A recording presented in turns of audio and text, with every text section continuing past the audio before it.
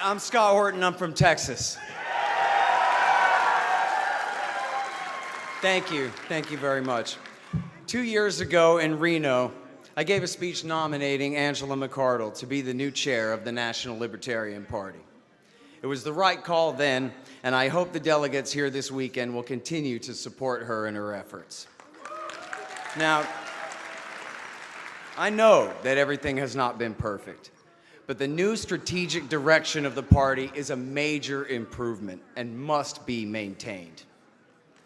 Now, recently at the Texas convention, a friend told me that there was a rumor going around that I had crudely dismissed anyone in the LP outside of our group. But as I told him, that's simply not true. I have always said that even the Mises Caucus's use of the phrase takeover was at least a double-edged sword, if not counterproductive. What really happened, and what we hope continues, is that the American libertarian movement is joining the party to turn it into what it could and should be, the most powerful force for peace and liberty in the United States.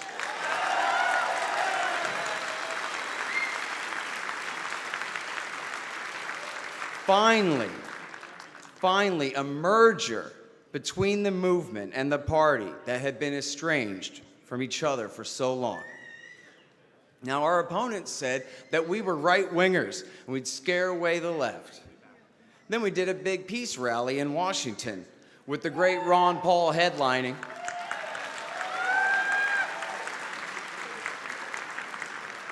And our critics all cried that we were sharing the stage with those terrible leftist icons of truth and peace, Max Blumenthal, Dennis Kucinich, and Jimmy Dore.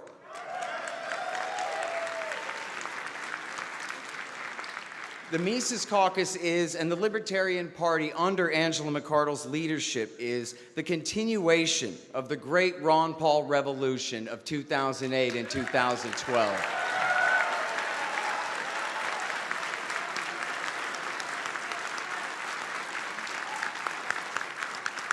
Hardcore for gold, guns, freedom, and peace. That is sound money, unrigged, real free markets, natural rights, including especially property, speech, and self-defense, and anti-imperialism. An end to American hegemony in Europe, Asia, the Middle East, and Latin America, and an end to this destructive era of permanent war. We cannot have a limited government and a world empire, as you can see. So first things first. And this is our movement's comparative advantage, too. We stay good on war, no matter who is in power. Anti-imperialism is our libertarian heritage, and we must continue to make war and peace our highest priority. Just in the last 2 years, the new leadership has made major gains in helping to make the broader American public conflate opposition to war with libertarianism and vice versa. This is due to our great protest in D.C., as well as the National Party's heroic support under Angela's leadership for the War Powers Resolution in Yemen and the Defend the Guard movement across the United States. Defend the Guard!